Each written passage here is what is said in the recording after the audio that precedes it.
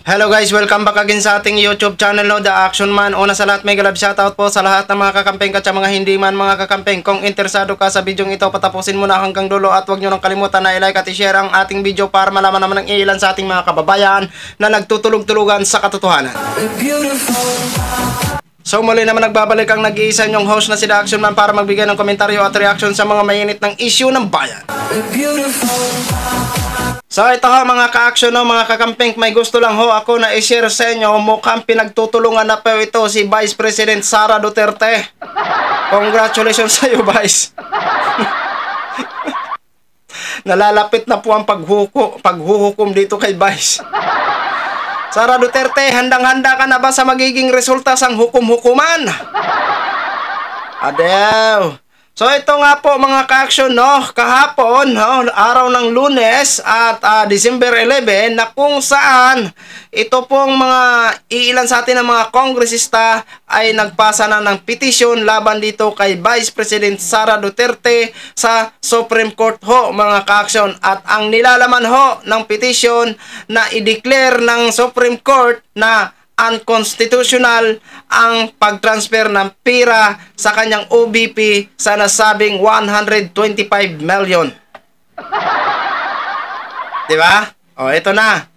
Supreme Court na ang hahatol dito kung sino po ba talaga. Diba? Klarong-klaro po ito, ha? Klarong-klaro po ito. Vice, humanda-handa ka na.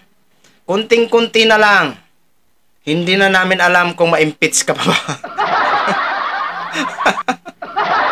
O ano na mga DDS, kaya nyo pa ba iangat ang pangalan ng iniidolo nyong Vice President?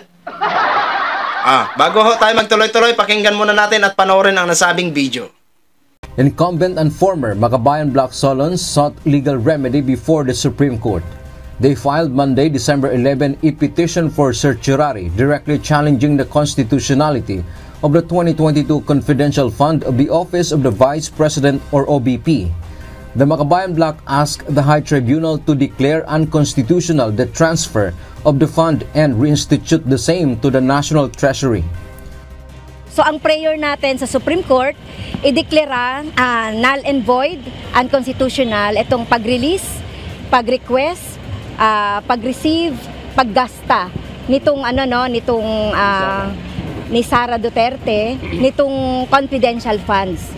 ACT Teachers Party List Representative Franz Castro expressed her belief that this legal action would compel Vice President Sara Duterte to provide answers regarding the utilization of the confidential fund.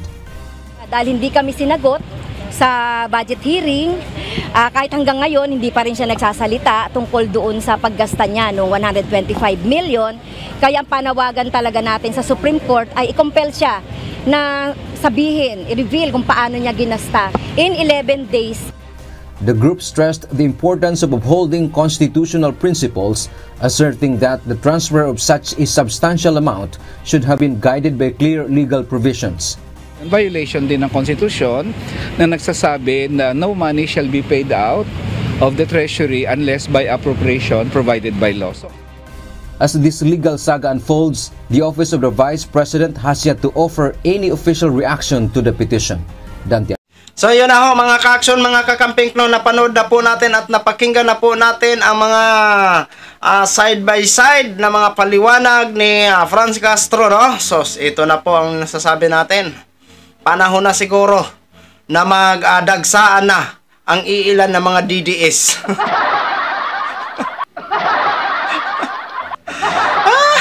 Mga DDS, hindi namin tatantanan ang inyong iniidolo hanggat hindi niya sabihin kung saan niya ginastos ang nasabing 125 million. Kaya kayo na mga DDS, kayo na mga tulungges, mamulat-mulat na ho kayo.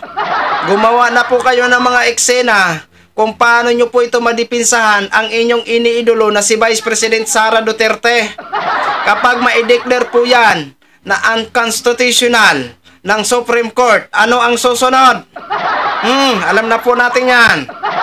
Hindi na natin pwedeng i-memorize yan. Alam ko na mga matalino naman kayo kung ano nang susunod dyan. Diba? Hindi ka namin ba tatantanan dahil karapatan ho namin yan na magtanong At least ang pagtatanong namin is nakadeclare na at nakapublic na at grabe na po ito na issue mo. Di ba? Hindi na po kami pwede i-contempt kasi nagbibigay lang kami ng opinion. Hindi kami katulad ng mga angkor ng ACMNI na mahilig magtanong at gumawa-gawa ng kwento na walang katuturan. No?